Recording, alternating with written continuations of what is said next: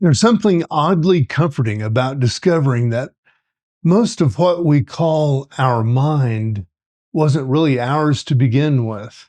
Think about it. We inherit beliefs, attitudes, and reactions, much like old furniture, without much thought. We carry them along, chalking them up as integral pieces of who we are. But how often do we stop and actually ask ourselves which of these things fit? Or which of these things are simply cluttering up our inner space?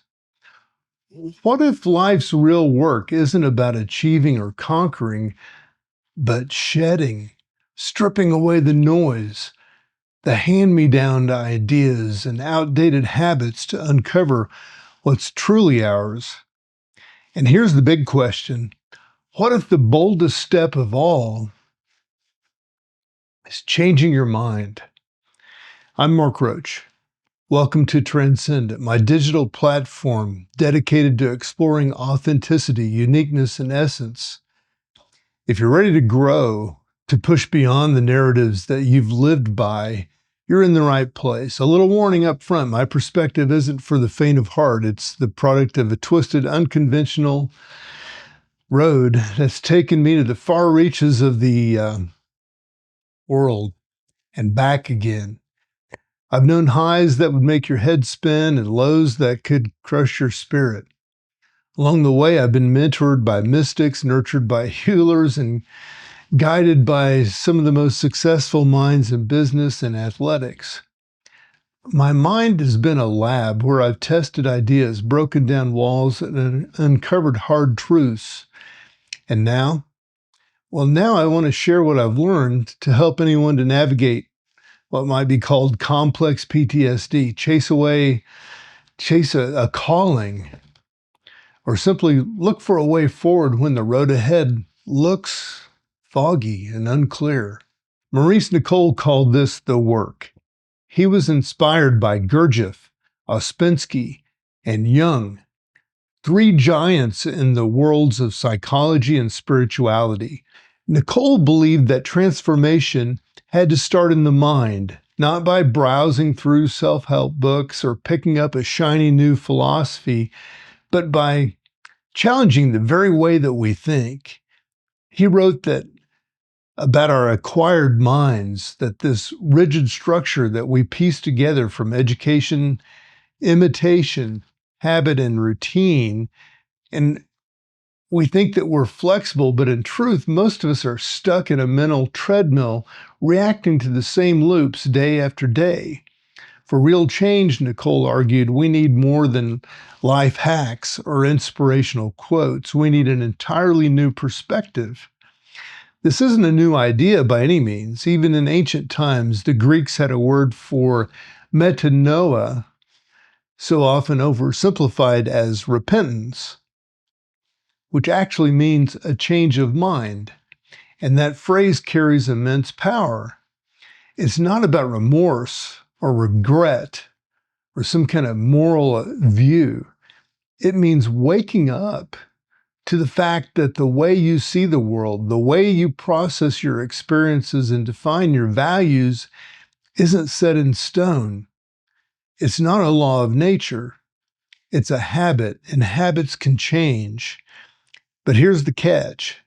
Changing your mind, that's a heavyweight task. It's like trying to rebuild a house while you're still living in it.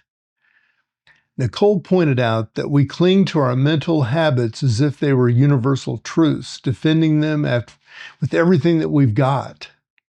And yet the work insists that if you want freedom, you first need to be brutally honest with yourself. What are the routines and the beliefs that are steering your ship?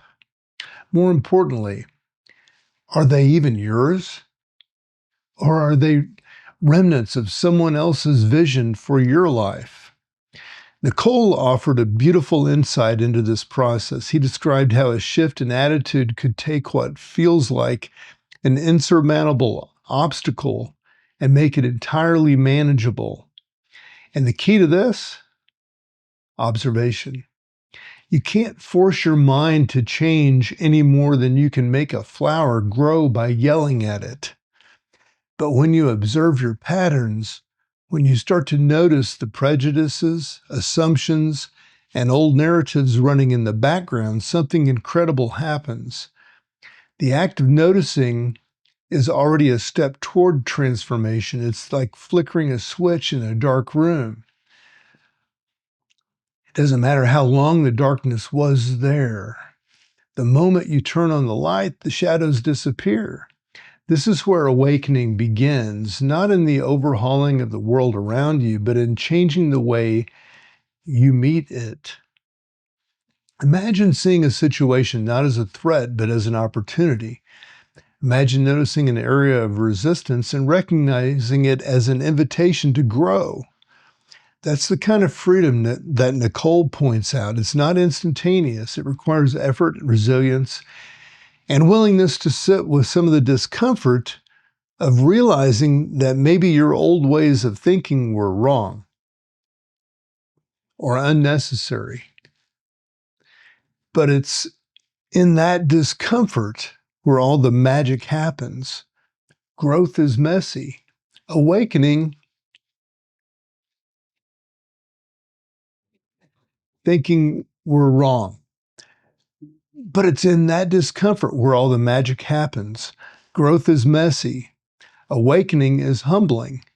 But freedom is worth every bit of struggle. Life doesn't hand us guarantees, but it offers us incredible capacity to change, to reshape how we see and engage with the world.